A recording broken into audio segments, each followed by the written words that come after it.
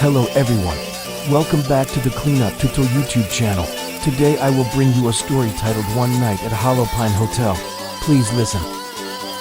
Noah Westfield has always been dangerously curious. He wasn't the type to wait for the world to knock on his door.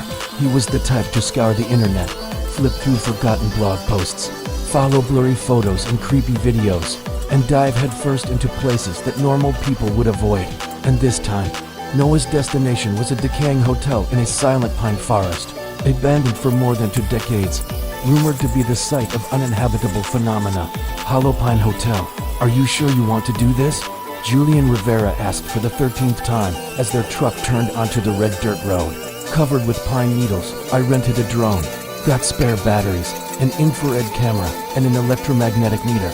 You think I'm just going for a walk? Noah laughed. Julian shook his head. I think you're crazy. It takes a madman to find something that others fear. Julian laughed, but his eyes held concern.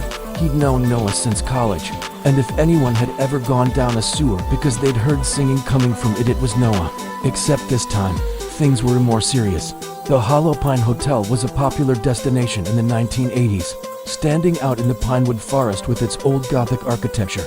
But in the spring of 2005, after a night of heavy rain, the place suddenly closed. No announcement, no big headline, just a stray line in the local paper. Hollow Pine Hotel temporarily closed for maintenance, but it never reopened. For 20 years, locals avoided mentioning the name. A few rumors circulated that people had gone missing in the night, that the hotel manager, Evelyn Moore, had never left the premises, and then, gradually, people forgot about it, but not Noah. Before the trip, Noah packed a bunch of gear, 3 GoPro cameras, a handheld camcorder, high-quality microphones, powerful flashlights, an EMF meter, and even a couple of thermometers. Julian took care of the electricity, solar panels, and setting up a makeshift shelter if needed overnight. When they stopped the car in front of the hotel, the sun was beginning to set. The hotel appeared as if it had stepped out of a black and white photograph, 3 stories high, covered in vines. With broken windows and peeling paint, the wooden sign was faded, so that only the words could be, "Read OW Pine Hotel." The silence was eerily quiet, no birds, no wind, just the crunch of their footsteps on the mossy path. Julian paused. Did you hear that? Noah narrowed his eyes. Absolute silence. Julian nodded. That's so wrong. The front door opened more easily than they expected. A hard push and the rotten wood groaned and gave way. The smell of mold and decay was so strong that Julian had to cover his nose. Inside was a large lobby, cracked wooden floors, a toppled reception desk, a worn red carpet covered in dead leaves and insects. A crystal chandelier hung from the ceiling strangely, still intact. Noah pulled out his camera. We'll clear this area, put down a mat, and shoot the introduction video tonight. Julian nodded, but didn't take his eyes off the large mirror at the end of the hall. The only thing that remained unnaturally shiny, as if someone cleaned it every day. While Julian set up the lampstand, Noah walked around the lobby, behind the reception desk. He came across a large painting that had fallen off the wall, upside down. When he lifted it, it revealed a recess in the wall behind it, covered with plywood. Come here and see this, Noah called.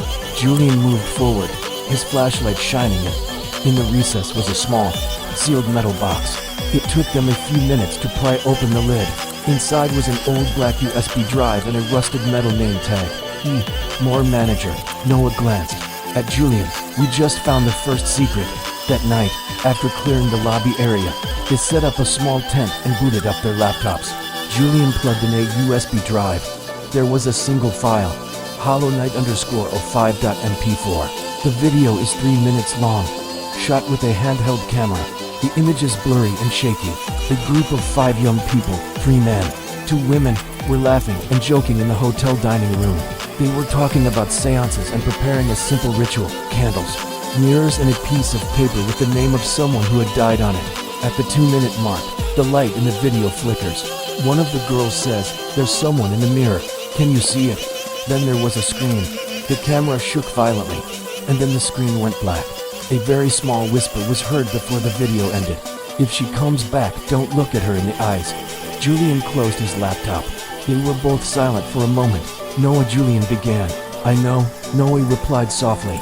Julian went to bed early, After checking the cameras and locking the main door, Noah couldn't sleep. He wanted to check the old toilet at the end of the hall to make sure there were no rats or termites. When Noah turned on the flashlight and shined it into the bathroom mirror, he caught a glimpse of a figure standing behind him in the mirror.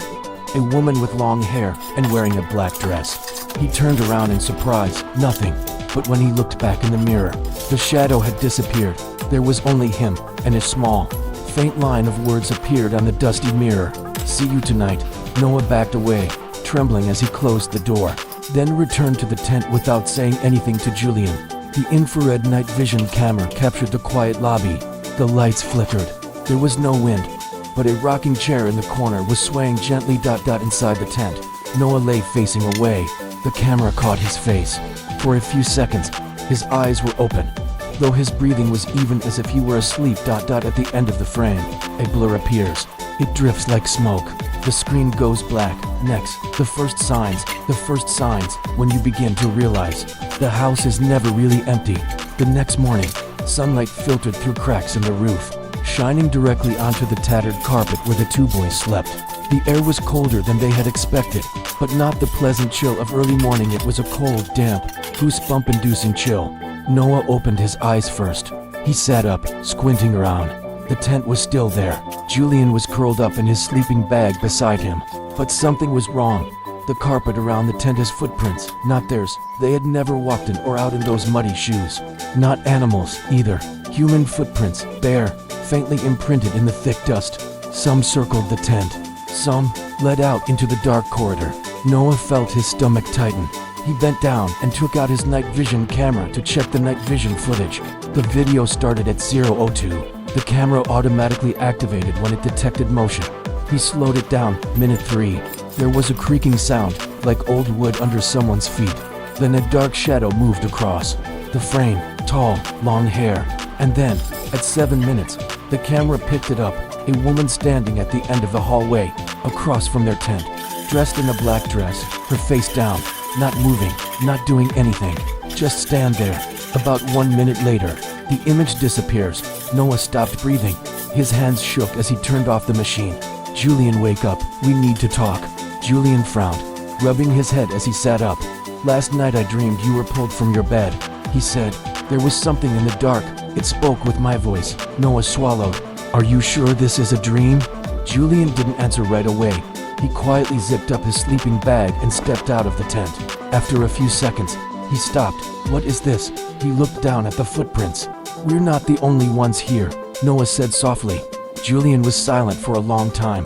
Then he turned back, opened the equipment box, and pulled out a small handheld camera and an electromagnetic field EMF meter. "We need to check the entire ground floor right away, and this time, document everything." They started in the kitchen, where the wooden door bore faint claw marks. It was dark inside. The refrigerator was leaking. The microwave was half off the shelf, but most notable was a wooden table with 5 chairs placed in a circle. On the table was a dusty round mirror, out of place with anything else in the interior, as if it had been placed there recently. Julian looked in the mirror. "It makes me dizzy." Noah wiped the mirror clean with his glove. When the smudge was gone, they stepped back. In the mirror, both of them were clearly visible, but behind them was a third figure. When I turned around, there was no one. The mirror fogs up again soon after. It can't be wiped clean again. That evening, while checking the wall on the right side of the hall for an EMF meter, Julian heard 3 knocks from inside the wall. Clear, precise, regular. He brought his ear closer. A faint sound came from inside the bricks. "I saw you. You saw me." Julian jumped up and backed away, his face pale. At the same time, the EMF meter on his hand crossed the threshold. The light flashed red, signaling unusual electromagnetic energy. Even though there were no electrical wires in the area, Noah tried to keep his composure. "We triggered something." When they returned to the tent, they found a piece of paper stuffed under the tarp. They both swore they had left nothing there. The thin, yellowed piece of paper, with its crooked handwriting, read, "Don't trust the mirrors." Noah felt his stomach tighten. "Someone knows we're here." "Not someone," Julian said softly. "It was something." As it began to rain, they were forced to stay another night before they could get back out onto the slippery dirt roads. Julian decided to take the night shift. Noah fell asleep after writing a few notes in his notebook. 2 a.m. The lobby camera captured Noah leaving the tent and walking into the hallway, eyes open but empty. He walked up the stairs, go to the second floor. Julian woke up to the sound of the floor creaking. Noah, no reply. Julian hurriedly turned on the flashlight, took the camera, and ran up to the second floor. The second floor was much colder. No wind, no open doors, and the air felt frozen. When Julian shone his light down the hallway, he saw Noah standing with his back to him. At the end of the hall, Noah, Julian called. Noah didn't answer, didn't move. He stepped forward. Slowly, "Are you okay?" Before he could touch it, Noah turned his head. His face was blank, his eyes were white, and he spoke in a completely unfamiliar voice. "She watches, she listens, don't bring light. Power cut, flashlight off, all was dark." Julian struggled to turn on the backup lights, which took more than 20 seconds. When the lights came back on, Noah was gone. Julian panicked, shouting, running all over the second floor. No one, not a sound. It was not until near dawn that he found Noah, asleep in the tent, as if he had never left. "Noah, you were on the second floor." Julian gasped. Noah opened his eyes and shook his head. "I was sleeping." Julian stepped back. "No, I saw you. I spoke to you. But that wasn't your voice." Noah was silent. But when Julian went to shower, he opened his notebook and saw a new line that wasn't his own. "I saw the mirror. I saw her." It was still early when Julian opened the hall window. The morning air blew in quietly, but unlike other days, the wind carried no freshness. It was a strange chill that made him shiver. Noah sat brooding at their makeshift desk, flipping through the notebook. The page with the strange words was still there. "I saw the mirror. I saw her," written in a completely different hand than the rest. "You sure you didn't write this down?" Julian asked. Noah just shook his head. "We can't deny it anymore. Something is trying to tell us, guiding us." Before breakfast, they decided to go back to the second floor to check. Julian brought the metal rod he had just found in the storage room. Noah carried a handheld camera, which was always on and recording. As he reached the second floor, daylight filtered through the broken window, revealing a bleak scene. A long, dusty hallway, a rotting ceiling, and a few doors ajar as if someone had just passed through. The air was thick. "Do you smell something?" Noah whispered. Julian smelled it. The smell of smoldering wood, like a snuffed candle. But there was no sign of fire. They stopped at the end of the hallway. The last room on the left is locked with a rusty chain from the outside, and the door has a strange symbol carved on it, a circle with 3 diagonal lines running through it. "This is a seal," Julian whispered. Noah nodded. "It's not like anyone locks their room from the outside, unless there's something inside that needs to be locked up." It took nearly 15 minutes to cut the chains with the iron bar and hammer. When the lock came off, both stood still for a few seconds. Noah pushed the door open. The door creaked open, revealing a completely different room. No dust, no cobwebs, no signs of abandonment. The walls were painted a pale cream, and everything was covered with a clean white sheet, as if it had just been washed. There was a small candle on the bedside table, half burned. On the wall hung a painting, a woman in a black dress, her back to the viewer. There was no sign of life, but there was also no sign that time had passed. "It's like someone still lives here," Julian whispered. In the desk drawer they found a thick notebook, bound in brown leather. Inside was written in delicate handwriting, "Diary, Evelyn Moore." They read the last paragraphs. March 5, 2005. The third girl said she saw someone in the mirror, a woman with no face. "I told them to stop. They left. They thought it was a game." March 6th, I heard a whisper at 3 a.m. Not from the hallway, from the mirror. It called my name. "Evelyn, Evelyn, Evelyn." March 7th, they are gone. The room is empty. No trace. But the mirror remains, and the voice is clearer. "I cannot leave. I am stuck with this thing. It does not need a door. It needs human eyes." Noah read the last line aloud in a hoarse voice. Julian paused, looking around. "Do you see any mirrors in the room?" Noah shook his head. "No. But do you notice anything strange about the painting?" They looked back at the painting on the wall. The woman in the black dress, her back turned as before. Julian narrowed his eyes. "I swear she wasn't standing near the window like she is now." Noah approached, bringing the camera closer. In the painting, the woman now tilts her head slightly, as if listening. When Julian shined the light directly on the painting, the light reflected off the woman's eyes, even though her back was turned. "Noah, get out." Now, before they could turn around, The back door slammed shut, the latch locked from the outside. Julian rushed to the door and pounded. It can't be. There's no one out there. Noah turned the camera to record. The picture was now blank, just landscape. No people. They heard light footsteps in the hallway. Then a voice whispered Evelyn's voice. She's not in the mirror, she's behind. 5 minutes later, with nothing else to do, they sat on the floor.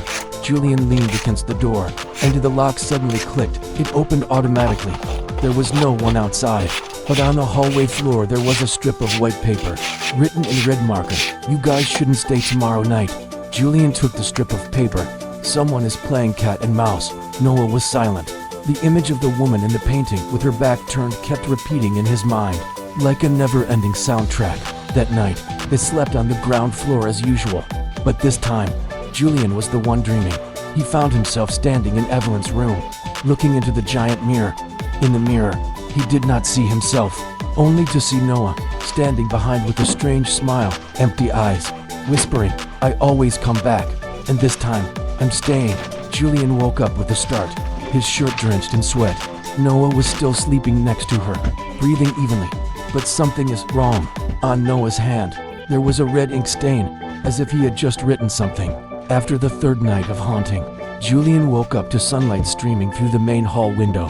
Noah was still asleep, looking more normal than last night. But Julian couldn't forget the dream, or rather the nightmare. Noah with his eyes wide open, whispering in a voice that wasn't his own, and the red ink on his hand was still there, even though it had disappeared without a trace this morning. Julian looked at Noah, full of doubt. They need answers, not from mirrors, not from walls, but from the living. About 15 kilometers from the hotel is the town of Pinewood, the only nearby place that once provided food, services and manpower to the Hollow Pine Hotel when it was in operation. Julian suggested leaving the hotel for a few hours to visit the public library. If we want to know what really happened in 2005, now is the time. Noah agreed, but the whole way, he kept looking out the window with a blank look in his eyes. Not exactly tired, not exactly sad, just like he didn't belong here. The Pinewood Library was old but quiet. A thin old librarian with neatly tied white hair sat at the reception desk. Julian approached and asked politely, "Excuse me, do you have any records on the Hollow Pine Hotel? Newspaper articles from 2005, perhaps?" The old lady looked up, her eyes filled with fear as if someone had stabbed her in the back. "Hollow Pine," she whispered. "What are you looking for there for?" Julian hesitated. "We're filming a documentary. There's been rumors about a disappearance." The old man glanced at Noah, then stunned. Her face was pale. Her hands trembled as she grabbed her glasses. Her voice was hoarse. He is the person in that photo." Noah frowned. She said nothing more, just staggered to her feet, took an old, discolored, unlabeled envelope from a drawer, and handed it to Julian. "I never give this to anyone, but if he's really there, you need to know this, then leave that place, now." Inside the envelope was a photocopy of an old newspaper article, not available online, never officially published. 5 missing from Hollow Pine. Police suspect cult ritual. The victims: Ava Sinclair, 22 years old, history student; Marcus Heller, 24 years old, photographer; Ryan Westfield, 21 years old, theology student; Celia Tran, 23 years old, visual artist; Leon Moore, 25 years old, son of Evelyn Moore. Noah was startled. "Westfield? Ryan Westfield?" Julian turned, stunned. Noah whispered, "Ryan is my cousin." The file also includes a group photo, 5 young people sitting in a hotel lobby, dressed in black, holding candles. The photo is taken at an angle and is blurry, but when Julian looked closely, his heart pounded. "Damn, that guy in the middle, Ryan, looks just like you. Not just similar, frighteningly similar. Same face, same shape, deep eyes and high forehead. Only different the look." Ryan in the photo looked blank, almost cold. Julian slowly turned to Noah. "Are you sure you've never been to Hollow Pine?" Noah paused. He looked at the photo, then bowed his head. "I don't know. I remember. I always felt like I had dreams about that place. Been there. But I don't have any clear memories." No one said anything more on the way back to the hotel. After returning to Hollow Pine, Julian was determined to inspect the entire structure. There must be some way they could have performed the ritual. It can't have been a coincidence. While inspecting the old dining room, they discovered a slightly crooked wooden rug. Pulling it out, Underneath was a small trapdoor, locked with a rotten wooden bolt. Below is a spiral staircase leading down to the basement that has never appeared on the hotel map. The air below was colder. The smell of ash, resin, and damp mold mingled together, making it difficult to breathe. At the end of the basement corridor was a circular room. Black stone walls, low ceiling. In the middle of the room was a large stone table. On it was a circular sign with 3 diagonal lines, the same symbol seen on the locked door of the second floor. Round the table were 5 candles, all half-burned. On the wall, hand-carved, hollow is the gate. Eyes are the key. Mirrors are the door. Julian turned away. This isn't a prayer. This is a summoning. Noah stood still. His face was pale. I saw this place in my dream.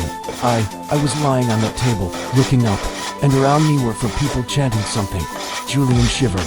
On the stone wall, behind the altar, is a deeply engraved line.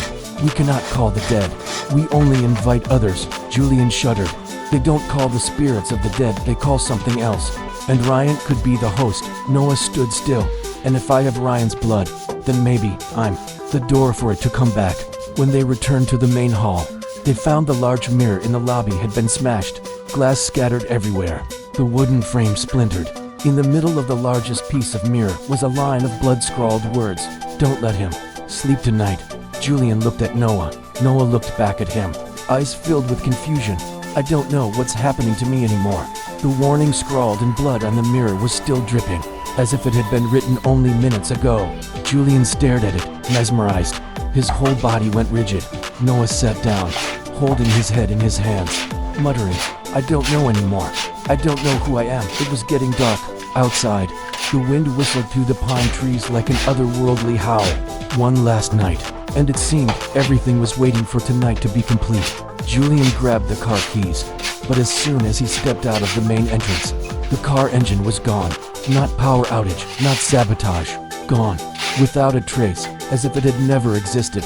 Only the old hotel truck, covered in dust, stood silently under the pine tree. No way out. Julian turned back to look at Noah, who was now sitting motionless on the floor, eyes wide open, staring at an invisible point. We're not leaving here, right? Julian asked. Noah nodded slightly. Not if I live. Before nightfall. Julian decided to play the old video from Evelyn Moore's USB again, this time rewinding it frame by frame. At 42 seconds, there's a quick flash of the last man in the group of 5, wearing a gray hoodie, turning his back. Julian paused, zoomed in. The person was wearing a necklace with a circular pendant. The same necklace Noah was wearing. There is no denying it. Noah was there. Or someone exactly like Noah, of the same blood, who had participated in the ritual 20 years ago, and never left this hotel, completely. 21 o'clock. Julian set up the flashlight, the camera, the EMF meter.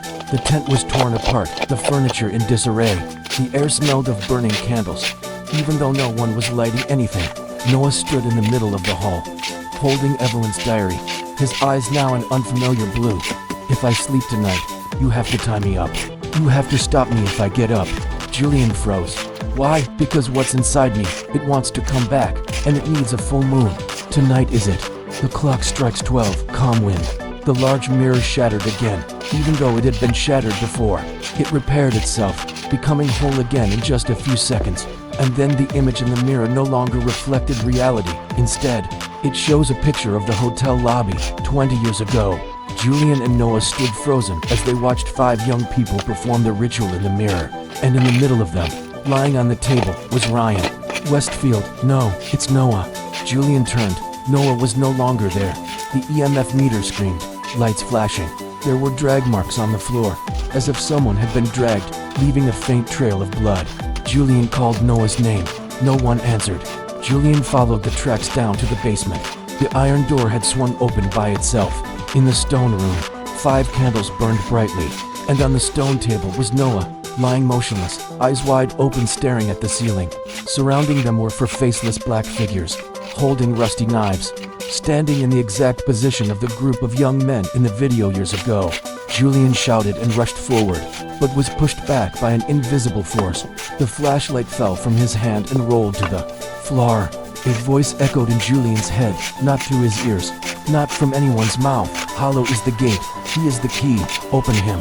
Left with no choice, Julian grabbed the bottle of industrial alcohol he had found earlier, lit it, and threw it straight at the central candle. The flames flared up, red as blood, spreading rapidly to the wall with the ancient inscription. Everything shook. The shadows screamed wordlessly, then disappeared in a stream of black smoke rising from the stone table. Noah then jumped up, vomiting a thick, inky black substance. The cold air dissipated, the mirror shattered again, and this time it was not put back together. As the first light filtered through the broken glass, Julian sat down on the floor next to Noah, who was curled up as if he had just survived a death throes. I hear their voices in my head, Noah whispered.